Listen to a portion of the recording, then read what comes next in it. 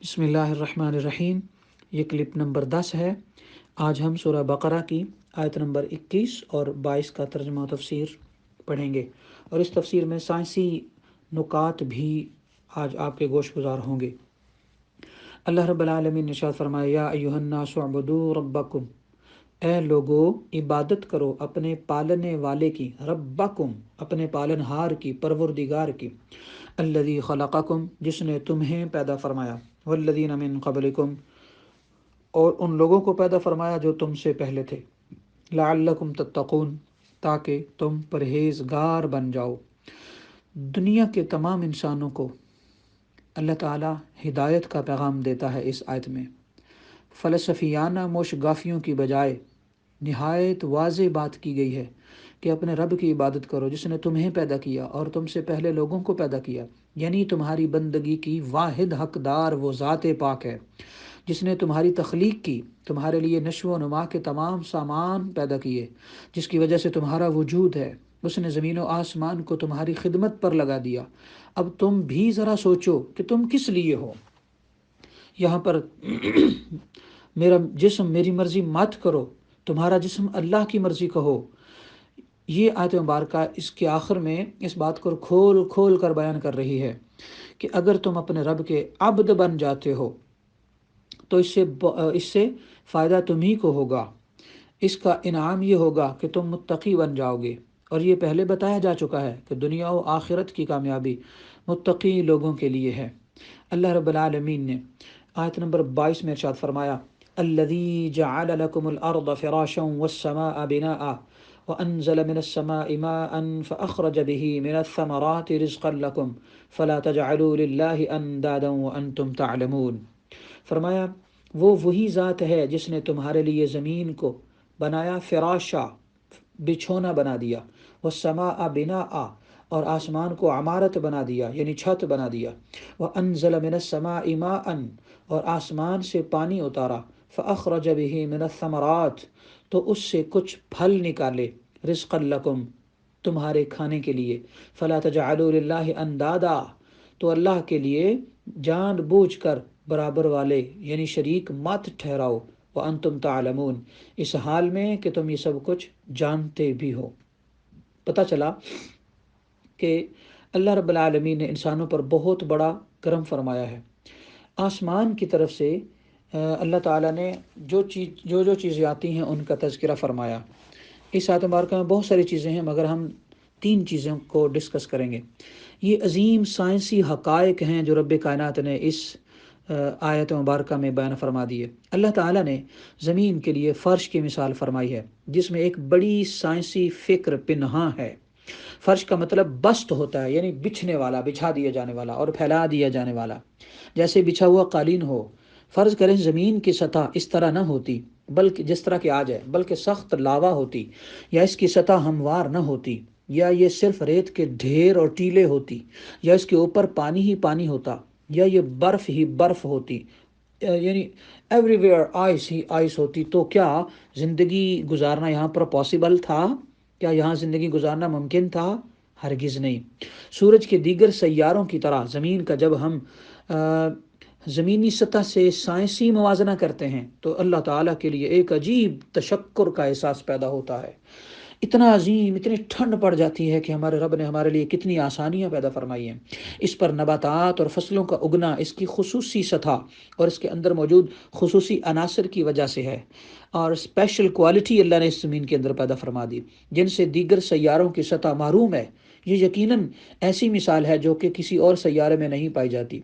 زمین کے اس فرش کی موٹائی صرف چند 100 میٹر ہے، یہ بھی ایک سائنسی تحقیق ہے جو اپنی بناوٹ میں خاص ہے، اس جیسی بناوٹ کسی اور سیارے کی نہیں ہے۔ اس کے نیچے کی زمین نباتات اور بقیہ زندگی کے لیے غیر مناسب ہے، یعنی ہم زندگی نہیں وہاں گزار سکتے۔ یہ فرش کس طرح بنا ہے، یہ ایک لمبی سائنسی کہانی ہے جس پر بہت زیادہ ریسرچ ہوئی ہے اور اس پر بڑی بڑی کتابیں لکھی گئی ہیں۔ بہت ساری چیزوں کا تذکرہ اگلی آیات اور دیگر صورتوں میں انشاءاللہ ہوگا۔ تو اللہ رب العالمین اگر زمین کی تہ کو یوں مناسب ترتیب نہ دیتا تو یہاں انسان کی زندگی محال ہوتی۔ اللہ تعالیٰ فرما رہا ہے، میرے بندو اسی چیز پر غور کر کے ہی میرے شکر گزار بندے بن جاؤ۔ اس آیت مبارکہ میں اللہ تعالیٰ نے زمین کے بچھونے کے بعد دوسری بات بیان فرمائی، وہ سما بنا اور آسمانی چھت کو اللہ تعالیٰ نے بیان فرمایا کہ آسمان کو چھت بنایا۔ اس آیت کے اندر، اس آیت کے اس جز کے اندر، اس پارٹ کے اندر، اس حصہ کے اندر اللہ تعالیٰ نے چونکا دینے والی سائنسی حقیقت کا ذکر فرمایا ہے۔ فرمایا وَالسَّمَاءَ بِنَاءً، اور آسمان کو ہم نے مانند چھت بنایا، یعنی چھت کی طرح۔ تو آسمان کے لیے چھت کا استعارہ بنانا یا اسے بولنا ایک عظیم سائنسی معجزہ ہے۔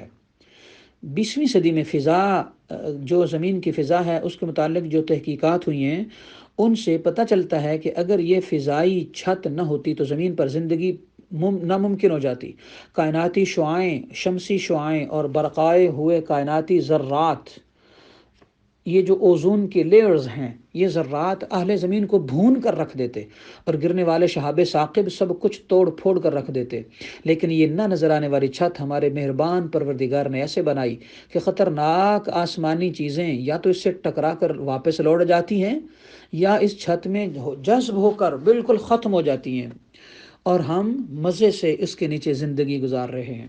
سبحان اللہ۔ افسوس ہے، مگر اس کے باوجود افسوس ہے کہ منافقین کی حماقتوں سے اب اس مضبوط چھت کو بھی نقصان پہنچنا شروع ہو گیا۔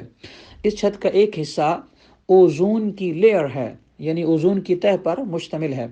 اوزون والے حصہ کی اس چھت کا یہ کام کہ یہ ہے کہ سورج کی سخت قسم کی شعاعیں جو الٹرا وائلٹس ہیں، یعنی الٹرا وائلٹ ریڈیشنز جو ہیں، جو اس سے ٹکرا کر واپس ہو جاتی ہیں اور یوں زمینی مخلوق ان کے خطرات سے محفوظ رہتی ہے۔ لیکن اب مختلف گندی گیسز جو ہیں ان کی وجہ سے، جن میں سے ایک گیس وہی ہے جو ریفریجریٹرز میں یوز ہوتی ہے، یہ اوزون کی چھت ان کی وجہ سے پھٹنے لگی ہے، اور ایک جگہ تو اس میں اتنا بڑا شگاف ہو گیا ہے کہ زمین پر ہزاروں مربع میل کا رقبہ اب براہ راست الٹرا وائلٹ شعاؤں کی زد میں آ چکا ہے۔ اگر یہ سلسلہ خدا نہ کرے بڑھتا گیا تو زمین پر ہر قسم کی مخلوق کی زندگی کو سخت خطرہ لاحق ہو جائے گا۔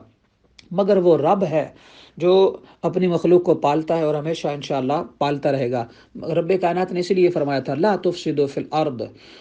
جدید سائنس یہ ثابت کرتی ہے کہ زمین پر فضائی چھت جو ہے وہ 7 حصوں پر مشتمل ہے۔ یہ اس کا تذکرہ سورہ نبا میں ہے، یہ 30ویں پارے کی پہلی جو سورت ہے۔ اللہ نے فرمایا فوقکم سبعا شدادا، اور ہم نے تمہارے اوپر 7 مضبوط رکاوٹیں جو ہیں وہ بنا دی ہیں۔ تو اللہ تعالیٰ نے 7 رکاوٹیں، 7 لیئرز بنا دی ہیں، 7 چھتیں بنا دی ہیں، 7 حصے بنا دی ہیں جو کہ ہمیں ہر طرح کی حفاظت دیتے ہیں۔ تو اس آیت مبارکہ میں حسین اور خوبصورت نشانیاں ہیں، کاش ہم ان میں غور کریں اور ہم جانیں کہ قرآن سائنسی طور پر کس طرح ہماری رہنمائی کرتا ہے، اور اس پر بھی ہم اللہ کے شکر گزار بندے بن جائیں۔ اللہ رب العالمین نے ارشاد فرمایا وَأَنزَلَ مِنَ السَّمَاءِ مَاءً، اور نازل کیا آسمانوں سے تمہارے لیے پانی۔ تو یہ بھی ایک خوبصورت سائنسی حقیقت ہے۔ ہم عام طور پر تو یہی دیکھتے ہیں کہ پانی زمین کے اندر سے نکلتا ہے یا پھر بارش سے گرتا ہے، لیکن یہاں تو بڑی شان سے بتایا گیا ہے کہ ہم نے آسمان سے پانی نازل کیا۔ ہمارا مشاہدہ اس بات کی تصدیق نہیں کرتا، یعنی جو ہم نے دیکھا ہوا ہے بچپن سے اپنے بزرگوں سے، یعنی ہمارا یہ مشاہدہ ہے مگر اس بات کی تصدیق نہیں کرتا۔ مگر 20ویں صدی میں ہونے والی جو سائنسی دریافتیں ہیں، اس بات کی وہ تصدیق کرتی ہیں کہ واقعی پانی آسمان ہی سے نازل ہوا تھا، بلکہ آج کل بھی لاکھوں ٹن پانی ہر سال زمین پر آسمان سے برفانی شہاب ثاقب کی شکل میں نازل ہوتا ہے۔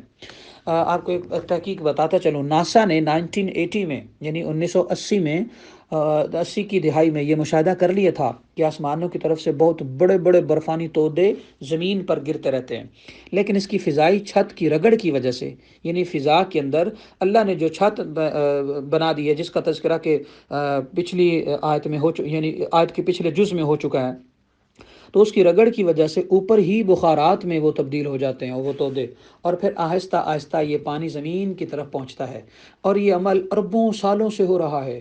یوں زمین پر پانی اصل میں آسمانوں سے ہمیں تحفہ کے طور پر ملا ہے۔ اس کے علاوہ جو پانی اس کے اندر ہے، یعنی زمین کے اندر بند ہے، وہ بھی اصل میں آسمان ہی سے ہے۔ جیسا کہ زمین، پوری زمین جو ہے وہ اگی نہیں تھی، بلکہ یہ موجودہ ٹھوس حالت میں جو زمین ہے، یہ اس حالت میں آنے سے پہلے ایک آسمانی بخاراتی گولا تھی جس کو رب کائنات نے بیت اللہ کی چھت پر رکھا، بیت اللہ کی جگہ پر رکھا اور اسے پھیلا دیا۔ ایک حصہ پر آج بھی زمین ہے اور اس کے 3 حصوں پر پانی ہی پانی ہے، اتنا زیادہ پانی ہے روئے زمین پر۔ آگے رب کائنات نے بارش اور پھلوں کے بارے میں ارشاد فرمایا، اللہ تعالیٰ ارشاد فرماتا ہے فَأَخْرَجَ بِهِ مِنَ الثَّمَرَاتِ رِزْقًا لَكُمْ، میں نے اس میں سے فروٹس نکالے، پھل نکالے جو تمہارے کھانے کے لیے ہیں۔ اس آیت مبارکہ میں یہ جو بارش کا پانی اور ثمرات میں گہرے تعلق کی طرف بھی یہ آیت مبارکہ کا جز ہمیں دعوت دیتا ہے۔ یہ بات بھی 20ویں صدی سے معلوم ہوئی ہے کہ بارش کا پانی بادلوں اور فضا سے اپنے اندر نائٹروجن اور دیگر گیسز کے مرکبات سمیٹتا ہے جو پودوں کی نشو و نما اور پھل پھول پیدا کرنے کے لیے بہت ضروری ہیں، خصوصاً جب بادلوں میں رعد برق کڑکتی ہے، یعنی جو جس کو اللہ نے رعد فرمایا، بجلی کڑکتی ہے، تو اس کے اثرات سے فضا میں موجود نائٹروجن اور آکسیجن اس کے ملنے سے نائٹرک آکسائڈ بن جاتا ہے جو پانی میں حل ہو کر زمین پر گرتا ہے۔ یہ مرکب ثمرات یعنی فروٹس پیدا کرنے کے لیے آب حیات کی مانند ہے۔ سبحان اللہ، آپ اندازہ کریں کہ کتنا خوبصورت یہ سٹائل ہے رب کائنات کا۔ اگر ہم اللہ کی کتاب پر غور کریں تو کیسی کیسی سائنس کی بنیادیں آپ کو اس میں قرآن میں ملتی ہیں۔ آیت مبارکہ کا آخری حصہ پھر سے ہمارے ضمیر کو جھنجھوڑ رہا ہے کہ اگر تم کارخانہ قدرت کے حقائق سمجھ سکے ہو تو یہ سب کچھ ماں سوائے خالق کے کائنات کسی اور کا کارنامہ نہیں ہے، یہ صرف ایک اللہ نے سب کچھ بنایا ہے۔ تو اے بڑے بڑے سائنسدانوں، اے بڑے بڑے عقل مندی کے دعوے کرنے والوں، اے آج کی چکا چوند روشنیوں کے اندر گم ہو کر رب کو بھلا دینے والوں، پھر تم اس کے ساتھ کسی اور کو کیوں شریک بناتے ہو؟ پھر تم اس رب کے سامنے بندگی کرتے ہوئے اس سے رزق حلال کے لیے کیوں سوال نہیں کرتے؟ پھر تم اس کی مرضی کے خلاف کیوں کام کرتے ہو؟ پھر تم اس کی مرضی کے خلاف ظلم کیوں کرتے ہو؟ پھر کسی کا حق کیوں مارتے ہو؟ پھر اس کی بارگاہ میں اپنی جبین نیاز کو سجدہ ریز کیوں نہیں کرتے؟ آ جاؤ، آج بھی وہ رب تم سے تمہاری بندگی مانگتا ہے اور وہ تمہاری بندگی کا محتاج نہیں۔ اس کی بندگی کرنا بھی، اس کی عبادت کرنا بھی تمہارے ہی حق میں بہتر ہوگا۔